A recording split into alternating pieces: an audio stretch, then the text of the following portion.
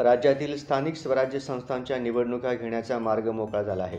ज्या कारणामुळे निवडणुका रखडल्या आहेत त्या कारणांचे वर्गीकरण करण्याचे निर्देश सुप्रीम कोर्टाने दिले आहेत। त्यामुळे येत्या काही दिवसात राज्यात पुन्हा आचारसंहिता लागू शकते। राज्यातील महानगरपालिका, नगर परिषद, नगर पंचायत आणि जिल्हा परिषद, पंचायत समित्यांच्या निवडणुका रखडलेल्या आहेत। त्यामुळे इशाद या संस्थेकडून सुप्रीम कोर्टात जनहित याचिका दाखल करण्यात आलेली आहे। या याचिकेवरील सुनावणी करताना सुप्रीम कोर्टाने महत्त्वाची टिप्पणी केली। राज्यनिहाय स्थानिक स्वराज्य संस्थांच्या निवडणुका प्रलंबित असणाऱ्या कारणांचे वर्गीकरण करण्याचे निर्देश सुप्रीम कोर्टाने दिले आहेत। प्रत्येक राज्यातील कारण मीमांसा व परिस्थिती वेगळी आहे। जर समाधानकारक कारण नसेल तर निवडणूक घेण्याचे आदेश देता येतील असंही कोर्टाने म्हटलंय। केवळ महाराष्ट्र नाही तर देशातील अनेक स्थानिक स्वराज्य संस्थांच्या निवडणुका प्रलंबित असल्याने सुप्रीम कोर्टात याचिका दाखल करण्यात आलेली होती। त्यावर कोर्टाने निर्देश देत एक प्रकारे स्थानिक स्वराज्य संस्थांच्या निवडणुका घेण्याचे संकेत दिले आहेत। राज्यामध्ये विधानसभा निवडणुकीच्या निकालात 230 जागांवर महायुतीने यश मिळवलेलं आहे। एवढं मोठं यश मिळाल्यानंतर आता तर महापालिकेच्या निवडणुका लागतील असा सूर विरोधकांनी आवळला होता। त्यामुळे खरंच निवडणुका होतात की नाही हे पाहणं महत्त्वाचं आहे।